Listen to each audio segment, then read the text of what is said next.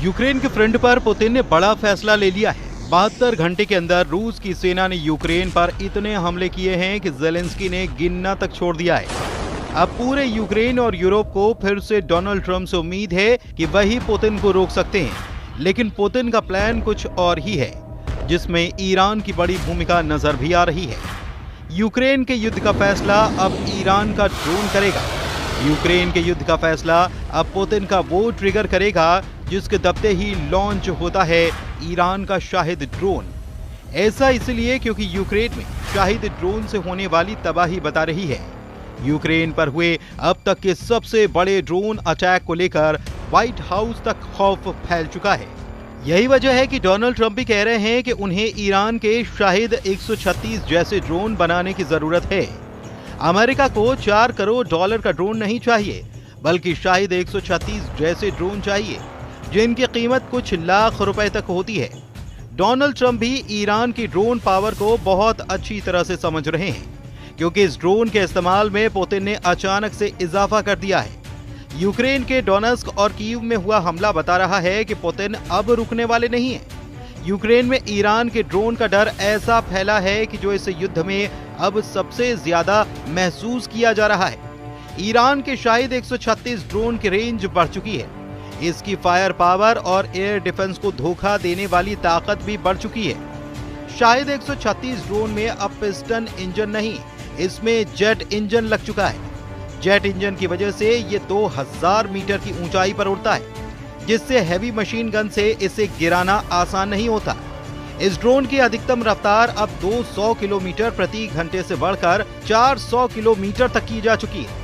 इस ड्रोन में अब 30 किलो नहीं बल्कि 90 किलो के वॉरहेड लगाया जा सकता है, यानी कि तबाही की गारंटी पक्की है। यूक्रेन के सैनिकों के पास इस ड्रोन को गिराने के लिए अब 5 से 6 सेकंड ही होते हैं, और यही वजह है कि नीचे और तेज उड़ान की वजह से यूक्रेन इस ड्रोन को रोकने में पूरी तरह से कामयाब नहीं हो पा रहा है। डोनेत्स्क और कीव पर होने वाले हमले में बहुत से ड्रोन इसी वजह से अपने टारगेट से टकराए, क्योंकि यूक्रेन के पास रिएक्शन टाइम बहुत कम बचा। पुतिन की रणनीति और ईरान के ड्रोन की जुगलबंदी के बहुत ही खतरनाक रिजल्ट को एक ग्राफ के जरिए समझिए, जिससे ज़ेलेंस्की लगातार काउंटर करने की कोशिश कर रहे हैं। सितंबर 2023 में रूस ने एक महीने के अंदर यूक्रेन पर 500 ड्रोन से हमला किया। एक साल के बाद सितंबर 2024 तक रूस हर महीने 1300 ड्रोन से हमला करने लगा। नवंबर 2024 में 2300 ड्रोन लॉन्च किए गए, और अब मार्च 2025 तक रूस हर महीने यूक्रेन पर 4200 ड्रोन से हमला कर रहा है। यानी हर रोज यूक्रेन पर 140 ड्रोन कहर बनकर टूट रहे हैं, और ये ज़ेलेंस्की का सबसे बड़ा खौफ बन चुका है।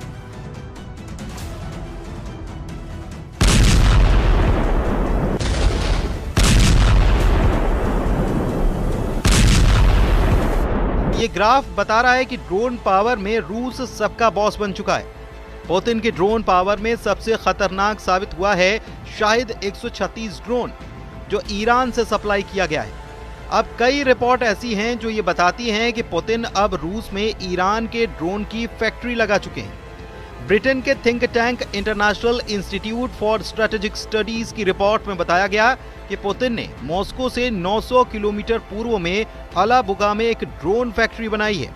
इस शहर में रूस के और भी हथियार बनते हैं, लेकिन अब अलाबुगा में 80,000 वर्ग मीटर के इस कॉम्प्लेक्स में शाहिद 136 ड्रोन का उत्पादन भी तेज हो गया है। रूस में शाहिद 136 को जेरॉन 2 का नाम दिया गया है, यानी ईरान ड्रोन का रशियन नाम। लेकिन टारगेट हो रहे हैं ज़ेलेंस्की के शहर।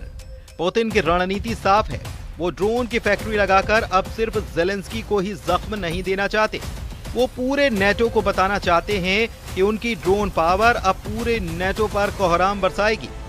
आप इसे पुतिन की तरफ से होने वाली मौत की बारिश कह सकते हैं। और ये बारिश करने के लिए पुतिन की दूसरी फैक्ट्री देखिए।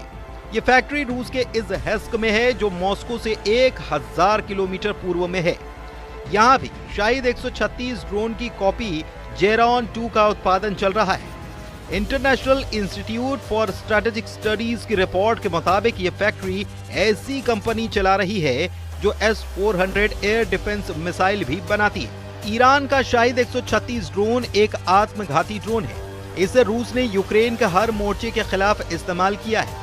इसी ड्रोन से यूक्रेन के एयरबेस से लेकर हर मिलिट्री बेस को टारगेट किया गया है, क्योंकि ये ड्रोन अपने टारगेट के 2 मीटर के दायरे में गिरता है, यानी कि ऐसा सटीक कि दुश्मन का बचना नामुमकिन होता है। रूस ने अब तक इसका इस्तेमाल यूक्रेन के एयर डिफेंस को तबाह करने में किया है।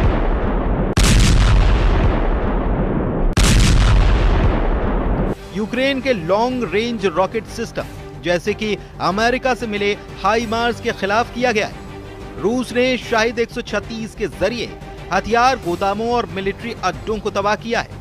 रूस ने इसके जरिए यूक्रेन में बिजली सप्लाई करने वाले ठिकानों पर भी अटैक किया है।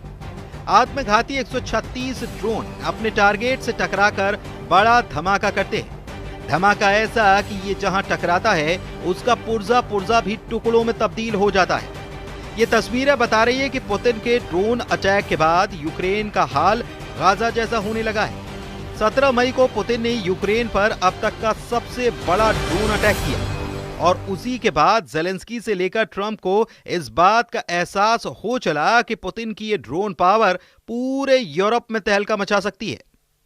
यूक्रेन का दावा है कि पुतिन ने एक बार में 273 ड्रोन से हमला किया। दावा यह भी कि 88 ड्रोन मार गिराए गए, जबकि 128 को इलेक्ट्रॉनिक जैमिंग के जरिए नाकाम कर दिया गया, यानी कि 216 ड्रोन यूक्रेन के एयर डिफेंस के आगे फेल हो गए। लेकिन इसका मतलब यह भी है कि रूस के 57 ड्रोन यूक्रेन पर ताबड़तोड़ बरसे। 57 ड्रोन ने यूक्रेन का क्या हाल किया, ये तस्वीरें इसकी गवाही दे रही हैं। एक एक तस्वीर जरा देखिए। यूक्रेन के अंदर रूस के ड्रोन का खौफ समझिए।